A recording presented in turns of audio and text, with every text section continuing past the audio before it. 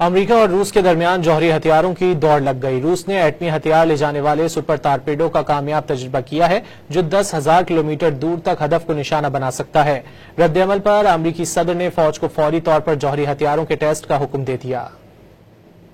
دنیا میں ایک بار پھر ایٹمی ہتھیاروں کی دوڑ شروع ہو گئی۔ امریکی صدر ٹرمپ نے فوج کو فوری طور پر جوہری ہتھیاروں کے ٹیسٹ کا حکم دے دیا۔ یہ 33 سال میں پہلا موقع ہوگا کہ امریکی فوج جوہری ہتھیاروں کی ٹیسٹنگ کا آغاز کرے گی۔ ٹرمپ نے روس کی جانب سے ایٹمی ہتھیار لے جانے والے پوزیڈن میزائل کے کامیاب تجربے کے بعد اپنے social media platform truth social پر جاری بیان میں کہا کہ دوسرے ممالک کے ایٹمی تجربات کے باعث پینٹاگون کو حکم دیا کہ وہ برابری کی بنیاد پر جوہری ہتھیاروں کی آزمائش شروع کرے۔ انہوں نے کہا کہ امریکہ کے پاس سب سے زیادہ جوہری ہتھیار ہیں، روس دوسرے اور چین تیسرے نمبر پر ہے، مگر اگلے 5 برسوں میں وہ برابری کے قریب پہنچ جائیں گے۔ اس لیے جوہری ہتھیاروں کی جانچ کے سوا ان کے پاس کوئی چوائس نہیں۔ جنوبی کوریا میں چینی صدر کے ساتھ ملاقات کے موقع پر جب ٹرمپ سے نیوکلیئر ٹیسٹنگ سے متعلق سوال کیا گیا تو انہوں نے چینی ہم منصب کے سامنے جواب دینے سے گریز کیا اور صرف تھینک یو کہنے پر اتفاق کیا۔